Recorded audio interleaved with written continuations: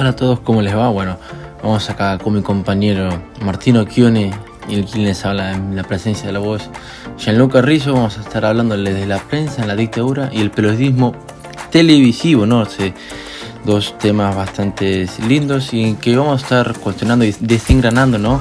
A medida de estos a través de imágenes, obviamente, y bueno, explicándole cada uno con su tema los acontecimientos, más que nada la televisión, como fue con las nuevas tecnologías, ¿no? Entrando en una variedad, una evolución muy buena, y bueno, el hecho de la prensa en la dictadura, que quedó muy marcado, la verdad, la provisión de distintas cosas, pero bueno, lo voy a dejar por acá, así que vamos con los temas. Y bueno, para empezar vamos a tocar los dos tópicos, ¿no? Que tenemos, los dos lindos temas que vamos a estar hablando en este video. Primero vamos a hablar con el periodismo televisivo, ¿no? Que bueno, que yo justamente les vengo a contar que el periodismo televisivo, y para eso nos tenemos que remontar un par de años atrás, y empezando que la primera transmisión se realizó en 1951. El presidente, el que estaba a cargo, ¿no?, del país todavía era Juan Domingo Perón, inaugurando las transmisiones de televisión en la ciudad de Buenos Aires a través del único canal estatal existente en funcionamiento, que era Radio Belgrano. La primera antena, que medía 50 metros de altura, instalada en el Ministerio de Obras Públicas, y tenía 5 kilómetros de alcance. Los estudios funcionaban en Alvear Place Hotel. En los primeros años de la TV, las atracciones principales estaban focalizadas sobre las revistas de variedades o teleteatros, ¿no?, géneros exitosos en la radio, y las transmisiones artísticas, musicales y deportivas, eso en la radio. Pero especialmente la televisión se instalaba en los hogares como un medio de entretenimientos. Ya más adelante, ¿no?, el 20 de abril de 1954 se inauguró el primer segmento informativo de emisión diaria, el primer telenoticioso argentino, con la locución de Carlos de Agostino. Se emitía de lunes a viernes en el horario de 21:15 por el espacio de 15 minutos. El noticiero estaba compuesto principalmente de lecturas de noticias y la presencia de un títere, el perro Nietzsche, que estaba ubicado al lado del conductor y reaccionaba de acuerdo a la dimensión de las distintas noticias. Un hecho significativo que tengo que contarles, ¿no?, que se produce en el año 1956. Julio Ringer es nombrado nuevo director del Canal 7. Con él se pone en marcha un nuevo modelo de gestión económica del medio, abriendo las puertas a la venta de espacios de la industria publicitaria, perdiendo el control sobre los contenidos y con los contenidos, y construyendo un modelo de donde los anunciantes comienzan a convertirse en el principal financiamiento de la televisión, y que con la ayuda de los auspiciantes los contenidos hicieron explícita esa relación, y surgieron nombres de canales con propagandas, ¿no?, como Odol pregunta por 100.000 pesos en el 56, 2 Necafé en el 57, y la familia Guess, auspiciada por General Electric S.A. Otros ciclos periodísticos de finales de la década son Sala de Periodistas, conducido por Jacobo Timerman y Oscar García Rey, La Gente por Augusto Bonardo, Café La Tinta con José Ramos Luna y Párrafo Final. Pero un hecho concurrente, que en los comienzos de los 60, los televisores privados de Capital Federal, como el canal, se empezarían, ¿no?, a construir nuevos canales, como el Canal 9, pasarían a construirse más, a aparecer los canales que hoy muchos conocemos, ¿no?, como el Canal 9, el 9 de junio de 1960, el Canal 13, el 1 de noviembre del 60 también, el Canal 11, Tele 11, más el año siguiente, ¿no?, el 21 de julio de 1961, el interior del país, vamos a las provincias, ¿no?, como el Canal 12 de Córdoba, el 18 de abril, Canal 8 de Mar del Plata y el Canal 7 de Mendoza.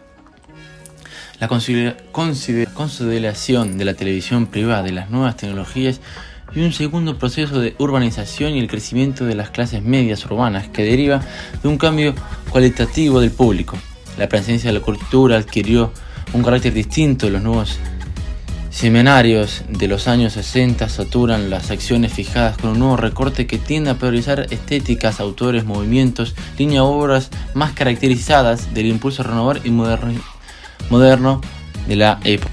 Más adelante, también en los 60, recién en 1963, con el programa de Reporte Eso, y con Telenoche, que nace, ¿no?, en el 66, que Telenoche confluye con Tomás Eloy Martínez, director de La Primera Plana. El conductor era Andrés Percival y Mónica Miljanovic, Y en sus inicios, Telenoche se estructuraba como un show periodístico, lo cual va a dar sus rasgos televisivos más característicos, el híbrido entre información y entretenimiento.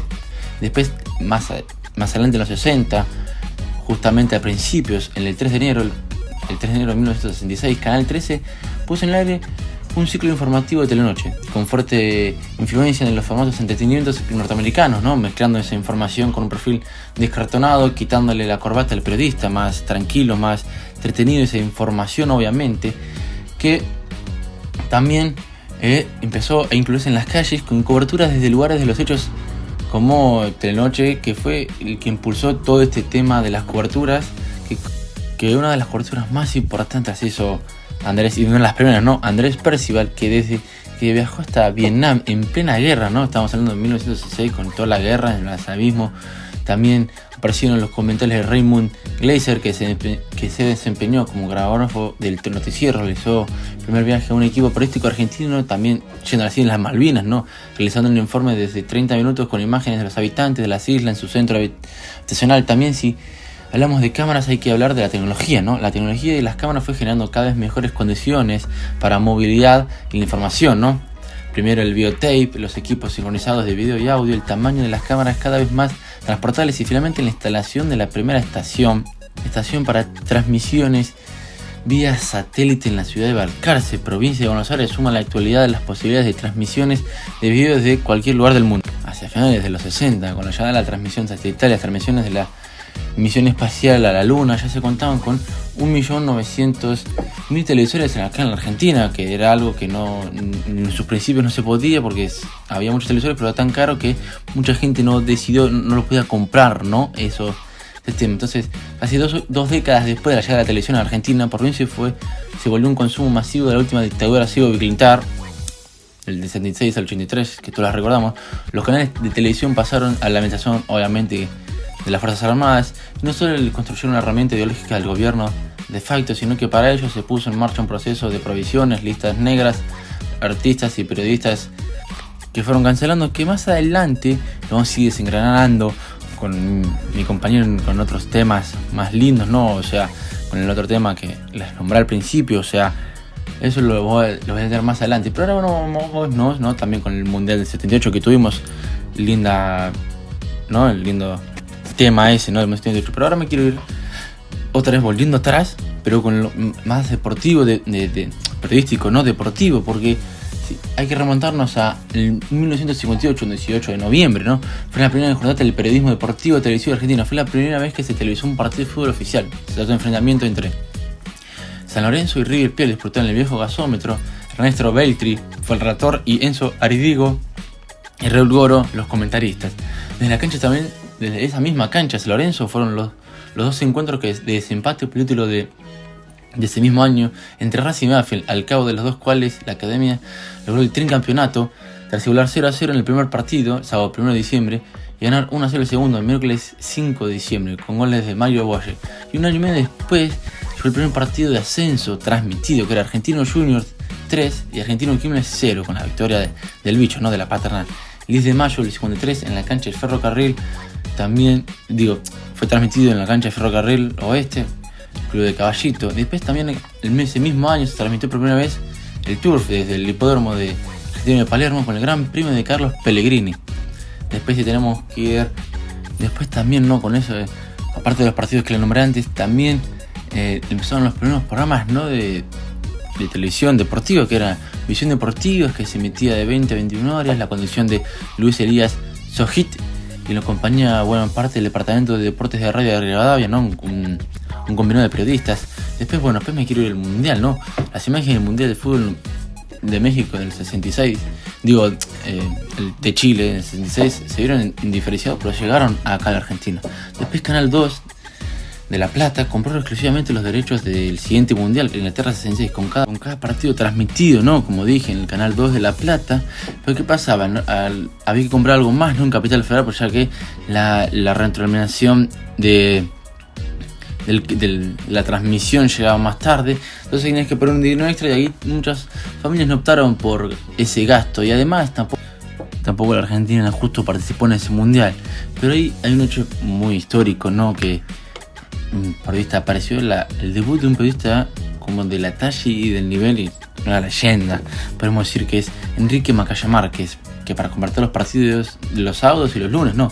También después, bueno, yendo allá a los 70, se televisó el satélite que permitió ver en directo el Mundial Fútbol que se jugó en México, aunque sin el seleccionado argentino también, que no había logrado la clasificación para el resto del mundo, pero fue el primero televisado en colores. El color es la primera transmisión en colores.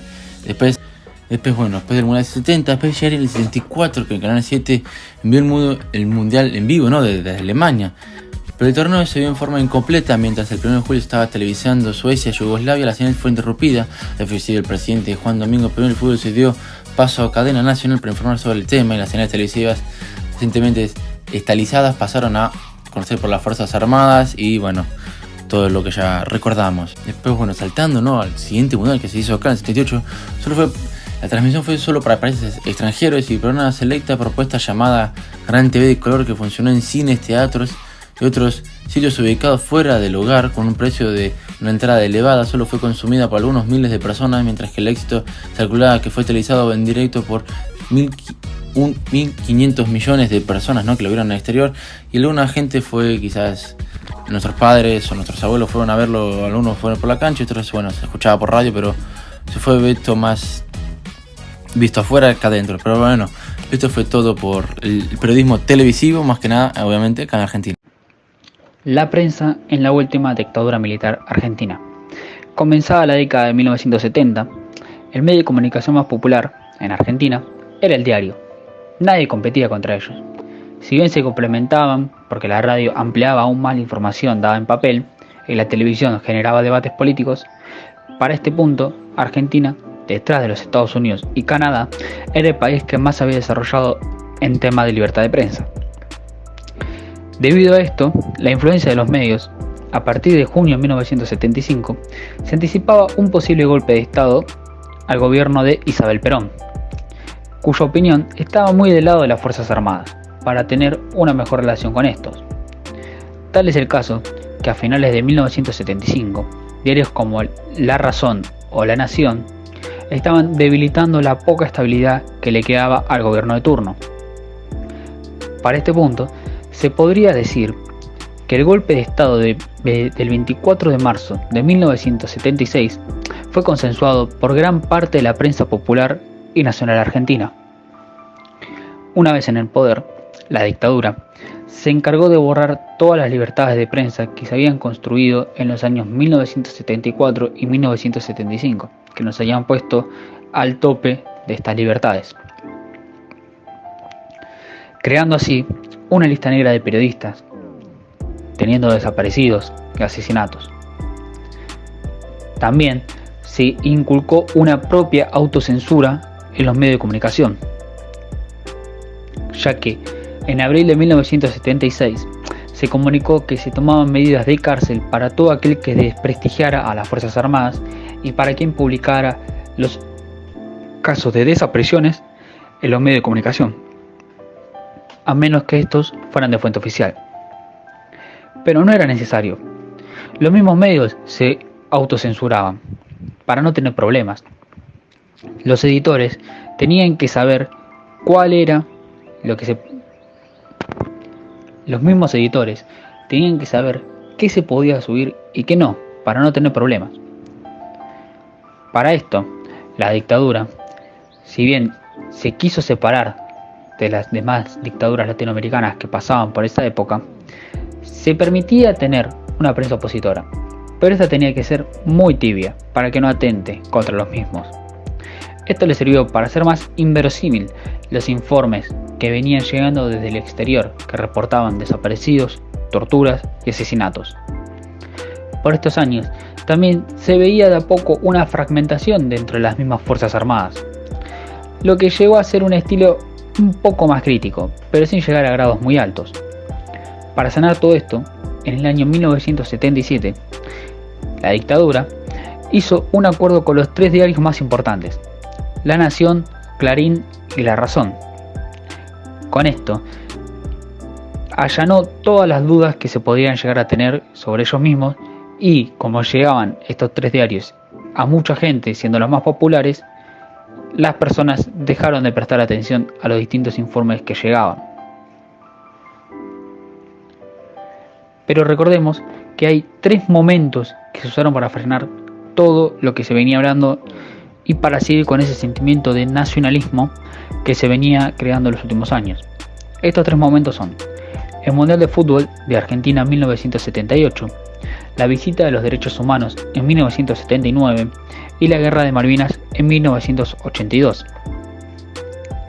En el caso del Mundial, se aprovechó para sacar esa imagen de anti-Argentina que se había creado en el extranjero y unir a todo el país por un objetivo, la Copa del Mundo, y así también separarse como dictaduras de las de Franco en España, que tenían ese sentimiento nacionalista, pero no estaban tan apoyadas por el mismo pueblo.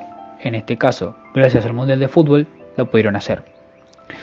Con la llegada de los derechos humanos, se eliminó lo que en su momento eran especulaciones sobre violaciones de los derechos humanos. Si bien esto caló más fuerte en el nacionalismo interno que ya se vivía en los últimos años, ayudó a que ciertos medios de comunicación se abran hacia una nueva forma de contar las cosas. Con la Guerra de Malvinas se controló toda la información que llegaba desde las islas. No dejaban tener a periodistas allí y se bloqueó hasta inclusive el tiempo que llegaba desde el Atlántico Sur. Esto modificó de gran manera cómo se vivió la situación en el país. Cuando la gente pensaba que estábamos ganando, la realidad es que no era así. En conclusión, podemos ver cómo una dictadura es capaz de hacer muchas cosas, y aún más con los medios de comunicación a su favor. Pueden modificar la realidad y los pensamientos de cada uno, desde cubrir desapariciones, asesinatos, torturas, traer a los derechos humanos para engañar a la población, hacer un mundial de fútbol para fomentar aún más su nacionalismo, y lo más grave, ir a una guerra donde en todo momento la información estaba manipulada, diciendo que estábamos ganando cuando no era así, haciendo ilusionar a la gente con cosas que no se deberían joder. Haciendo ilusionar a la gente con cosas con las que no se deberían, como es una guerra. Cada vez más salen cosas a la luz sobre todo lo que hizo la dictadura, y fue de todo menos bueno.